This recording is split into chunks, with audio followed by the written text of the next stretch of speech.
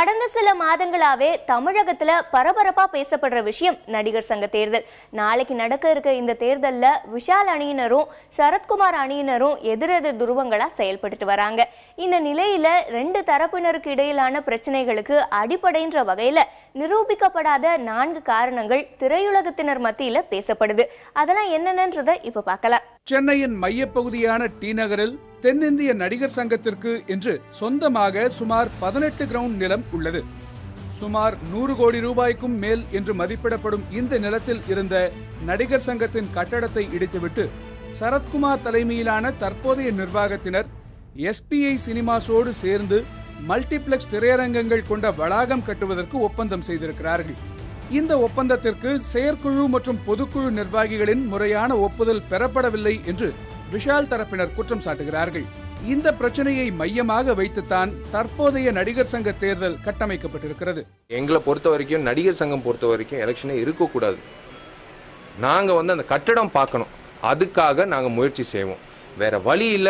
இவ்வளவு தூரம் கொண்டு வந்து இப்போ எலெக்ஷன் வரைக்கும் கொண்டு வந்திருக்கு. எலெக்ஷன் அறிவிச்சு எலெக்ஷன்ல நின்று அதான் சொன்னேன், நின்று ஜெயிச்சு தான் நாங்க போராடணும்.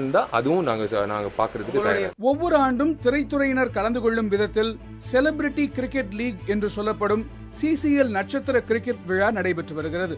அது சார்ந்த விழாவில் பங்கேற்பதற்காக துபாய் சென்றிருந்த போது விஷால் மற்றும் சரத்குமார் ஆகிய 2 பேருக்கும் மத்தியில் கருத்து வேறுபாடு ஏற்பட்டதாகவும் அதன் பிறகு இருவருக்கும் மத்தியில் காழ்ப்புணர்ச்சி ஏற்பட்டதாகவும் சொல்லப்படுகிறது. துபாயில் CCLன் போது நடைபெற்ற அந்த சம்பவம் தான் இந்த இருவர் மத்தியில் மோதலை உருவாக்கியது என்று சரத்குமாரின் மனைவியும் நடிகையுமான ராதிகா ஒரு செய்தியாளர் சந்திப்பில் வெளிப்படையாக பேசியுள்ளார். CCL அப்படின்னு ஒரு கிரிக்கெட் ஒரு லீக் ஆரம்பிக்கணும்னு நினைத்தாரு. அதுக்கு முன்னாடி அபாஸ் பண்ணிட்டு இருந்தாங்க, அதெல்லாம் வேற.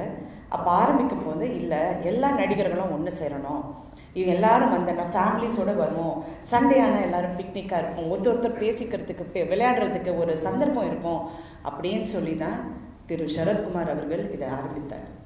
நடிகர் சங்கம் அதால் அவங்களுக்கு முதலீடு செஞ்சு எந்த இதுவும் பிஸ்னஸ் பண்ண முடியாது அவங்களுடைய பைலா பிரகாரம். அப்போ ரெடான் அப்படின்னு நிறுவனம் நான் அதில் ஈடுபட்டேன். I am one of the founder members of and major shareholders of CCL. அங்கே இருந்து ஆரம்பித்த இந்த ஒரு உணர்ச்சி, அது ஒரு காழ்ப்புணர்ச்சின்னு சொல்லலாம் சரத்குமார் மேலே. துபாயில் ஒரு சம்பவம் நடந்தப்போ ரொம்ப மரியாதை குறைவாக நடந்துக்கிட்டாங்க விஷால் அவர்கள். அப்போ நான் அவர்கிட்ட சொன்னேன், தயவு செஞ்சு இப்படி நடந்துக்காதப்பா, திஸ் இஸ் நாட் ரைட் அப்படின்னு. பட் அவர் அது கேட்டுக்கிற ஒரு நிலைமையில அப்போ இல்லை. இந்த பிரச்சனைகள் தவிர நடிகர் விஷாலுக்கும் சரத்குமாருக்கும் இடையில் குடும்பம் சார்ந்த சில தனிப்பட்ட பிரச்சனைகள் இருப்பதாகவும் சொல்லப்படுகிறது. அவற்றை சுமூகமாக பேசி தீர்த்துக் கொள்ளாமல் யாருக்கு பலம் அதிகம் என்பதை நிரூபிக்க நடிகர் சங்க தேர்தலை பயன்படுத்துகிறார்கள் என்கிற கருத்தும் நிலவுகிறது. எதுக்காக இப்படி ஒரு விஷயத்தை பண்றீங்க? ஒரு பர்சனல், உனக்கு ஒரு பர்சனல் அஜெண்டா, உங்க எல்லாருக்குமே தெரியும், நான் அதை பத்தி பேச விரும்பல. ஒரு பர்சனலா சரத் சாருக்கு மேல விஷாலுக்கு என்ன வேணா இருக்கலாம், அதை பத்தி நான் கவலைப்படல, நான் அதை பத்தி பேசவும் விரும்பல. ஆனா உன்னுடைய பர்சனல் அஜெண்டாவுக்காக என் குடும்பத்தை நீ பிரிப்பியா? என் குடும்பத்தை எப்படி நீ பிரிக்க முடியும்? தற்போது தென்காசி தொகுதி MLA-வாக இருக்கும் சரத்குமார் விரைவில் நடைபெற இருக்கும் சட்டமன்ற தேர்தல் தொகுதி பங்கீட்டில் அதிமுக கூட்டணியில் தன்னுடைய பலத்தை காட்டுவதற்கு இந்த நடிகர் சங்க தேர்தலை பயன்படுத்திக் கொள்கிறார் என்றும் கூறப்படுகிறது.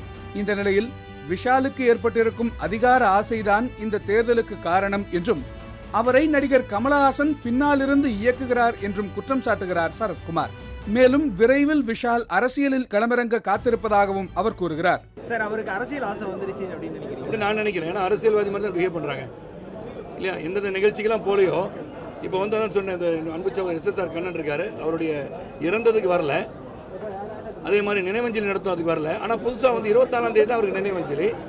இப்போ 24ஆம் தேதி வருது, அது 12ஆம் தேதி அன்றைக்கே ஒரு நினைவஞ்சலின்னு சொல்லி குடும்பத்தை பிரித்து அதில் ஏற்கனவே எங்களோட அந்த நினைவஞ்சலி இருந்த அன்பு சகோதரர் அங்கே பேசும்போது எல்லாரும் இருந்தாங்க அன்னைக்கு. அப்போ மகிழ்ச்சியாக இருந்தது. இன்னைக்கு அதில் கூட ஒரு அரசியல் பார்க்குறீங்க, எல்லாத்துலேயுமே அரசியல். அப்போ அது எதற்காக நீ பண்ணுறீங்க? அப்போ வேற ஏதோ திட்டம் வச்சிருக்கீங்கன்னு அர்த்தம். யுவர் அஜெண்டா இஸ் நாட் நடிகர் சங்கம், your agenda is something else. நல்லா சொன்னார், வேற ஆசை வந்துருச்சு. இவை தவிர நாடக நடிகர்களின் நலன் பற்றிய சர்ச்சைகள், நலிந்த நடிகர்களுக்கான திட்டங்கள் இல்லை என்கிற குற்றச்சாட்டு, ஏற்கனவே இருக்கும் திட்டங்களில் ஊழல் குற்றச்சாட்டுகள் என்று பல உட்பூசல்களும் சரத்குமார் தலைமையிலான அணியினரின் 9 வருட நிர்வாகத்தை கேள்விக்குள்ளாக்கி தேர்தல் வரையில் நடிகர் சங்கத்தை கொண்டு வந்திருப்பதாக கருதப்படுகிறது.